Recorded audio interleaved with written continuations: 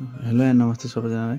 आजको यो भिडियोमा चाहिँ म तपाईहरुलाई आइपिओ कसरी भर्ने भनेर सिकाउन गइरहेको छु र त्यसैले साथीहरु भिडियो अन्तिमसम्म हेर्नु होला। सुरुमा तपाईहरुले आफ्नो मोबाइलमा मेरो शेयर सर्च गर्नुस् र मेरो शेयर एप सर्च गरिसकेपछि यहाँनिर तपाईले देख्न सक्नुहुन्छ आफ्नो युजर आइडी र पासवर्ड हानेर तपाईले लगइन गर्न सक्नुहुन्छ।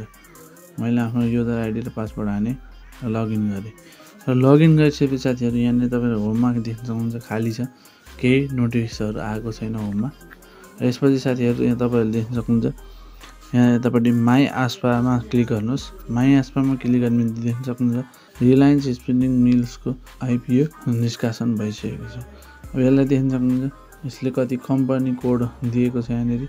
त्यसैगरी इस्यु टाइप दिएको छ आइपिओ, अर्डिनरी शेयर रहेको छ देख्न सक्नुहुन्छ शेयर टाइप।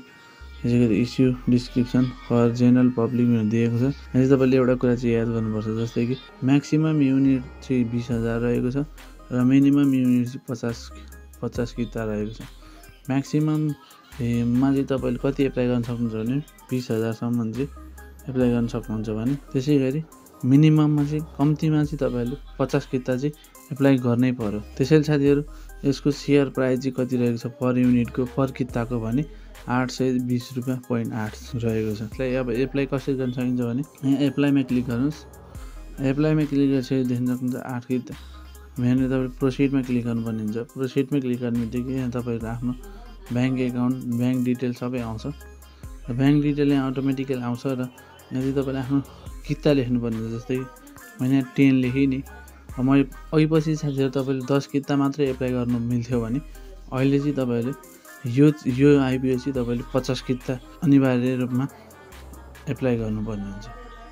देख्न सक्नुहुन्छ 50 किता लगाउने बित्तिकै यसको 820 रुपैयाँको दरले अटोमेटिकली यसको क्याल्कुलेट भएर यति अमाउन्ट भनेर देखाएको छ।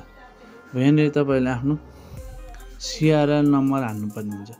अब यो सिआरएल नम्बर तपाईले कसरी हाल्नुपर्छ भने तपाईले जुन बेला मेरो शेयर एकाउन्ट खोल्नु भएको थियो त्यो बेलामा तपाईले आफ्नो ब्याङ्क मार्फत सिआरएल नम्बर प्रोभाइड गरेको हुन्छ। तपाईले आफ्नो सिआरएल नम्बर यहाँ हाल्नुस् र त्यसपछि एप्लाईमा क्लिक गरिदिनुस् र यहाँ आफ्नो ट्रान्ज्याक्सन पिन हानिसकेपछि यो चाहिँ डाइरेक्टली एप्लाई हुन्छ। त्यसैले साथीहरु यसरी चाहिँ तपाईले एप्लाई गर्न सक्नुहुन्छ।